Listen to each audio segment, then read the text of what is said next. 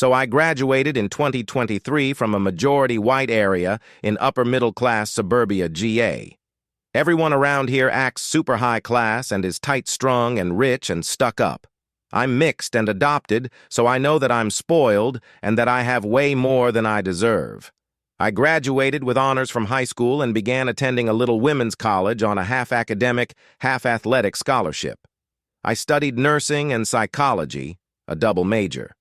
The first semester starts and I'm doing great. Around midterms, everything went downhill. Because it was the beginning of basketball season, I was struggling to juggle both school and grades, and I was out partying a lot more than I should have been. Though granted, I'm in college, but I was kinda sheltered at home and took advantage of the freedom. I ended up tanking most of my midterms and was unable to play basketball for the rest of the semester. I failed 2 classes and was put on academic probation by the school. It doesn't go on your record or anything, it's just so the school can kick you out before you mess up their stats. The second semester goes by in a flash and I'm doing decently, but I ended up having to drop a class and take another online. My grandpa died unexpectedly right before midterms and I tanked my only 2. I go into a depression deeper than I have in a minute and fail both my classes. The school year ended and now I'm home, and the other day I got an email explaining my probationary period has ended, and because I failed to keep my GPA above a 3.0, I've lost my scholarship and have been put on academic suspension. I appealed to it by sending an email and explaining my situation and failure to pass my classes, but I won't get an answer back till the end of the month. I hated that school anyway and wanted to go to a technical school to be an EMT, but I did enjoy my time there and will miss my friends. My family can pay for me to go to a technical or community college so I can get my prerequisite classes done, but my sister is graduating in May and is attending college in the fall. My mom thinks we'll be going there together. I don't know how to tell them how I've failed. I wish I could go back and tell myself, hey, just get up for class, this one time, or force myself to study harder. I know I did the best I could at the time, but it still is a horrible feeling to see myself turn into this after I've done better in the past. I destroyed my school and college life, and I deserve to be alone. Forever. I, 19 male, was always lonely throughout my life. I never had friends in school and never took part in any co-curricular activities. I would be jealous of my classmates for hanging out with friends and being able to talk to girls. So I decided that after high school, I would try to make friends in college. In college, I met a group of people who I thought could be my friends. We would talk and have fun together. We would joke about each other.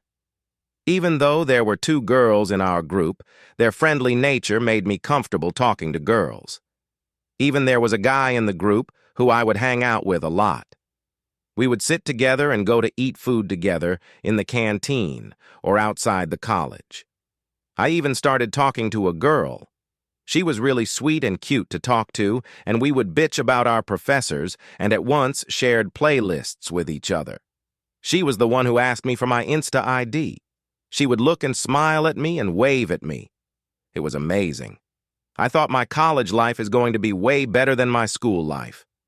But it all came crashing down. In October, me and my friends bunked our classes and went to the sports arena to play games. We were playing darts. One of the 2 girls, let's call her S, jokingly told one of the guys in our group that she would hit him on his head with a dart. So I jokingly told her that I would hit her with the dart, but I accidentally pointed at her breast.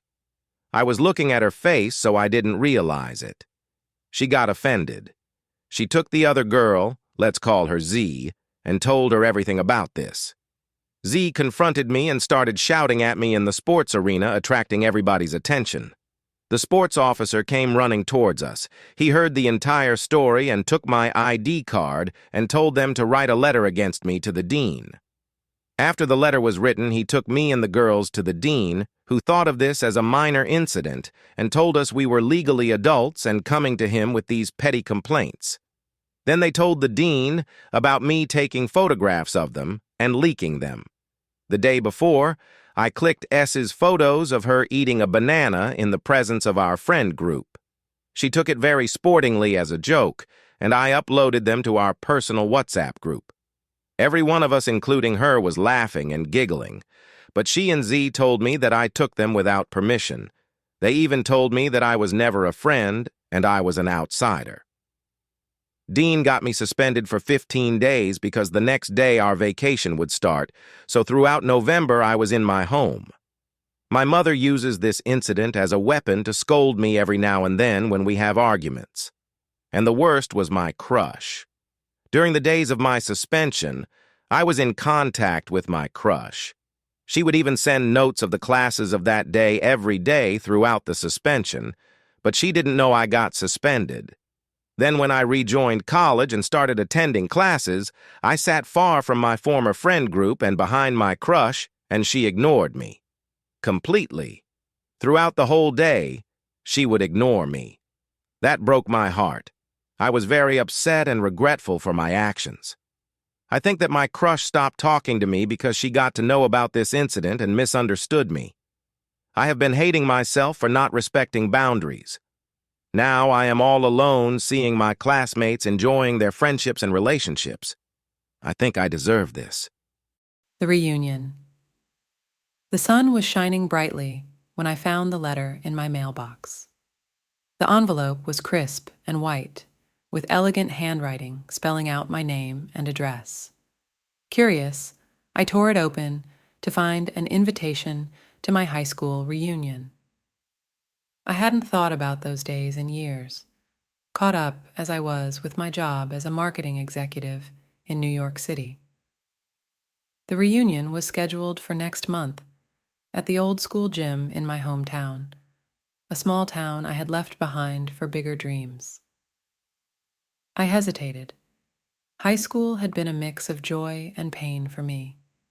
As class valedictorian, I had my share of achievements, but I was also the target of jealousy and bullying. The idea of going back stirred up a lot of emotions. But there was something about that handwritten invitation that piqued my curiosity. I decided to go. Driving back to my hometown felt like stepping into a time capsule. The streets were lined with the same oak trees, and the local diner still had the neon sign that flickered at night. As I pulled up to the old school, I saw familiar faces gathering outside, all older but still recognizable. My heart raced as I stepped out of the car, clutching the invitation like a lifeline. Inside the gym, the decorations were simple but heartfelt. Old photographs and yearbooks were spread out on tables, and a slideshow of our high school days played on a projector. Nostalgia washed over me as I walked around, greeting old friends and acquaintances. It was surprising to see how much everyone had changed, yet how they still held traces of their younger selves. While mingling, I spotted a familiar face I had hoped to avoid: Jessica. She had been my biggest rival in high school, both academically and socially. We competed for everything, from grades to the attention of our peers. Jessica was now a successful lawyer, and as our eyes met, I braced myself for the same cold demeanor I remembered. To my surprise, Jessica approached with a warm smile. "Samantha, it's been so long. How have you been?" she asked. We started talking, and before long we were laughing and reminiscing about the past. It was as if the years of rivalry had melted away. As the night went on, Jessica and I found ourselves in a quiet corner of the gym, away from the crowd. "You know," she said, "I've often thought about our high school days. I was so focused on beating you at everything that I never took the time to really know you.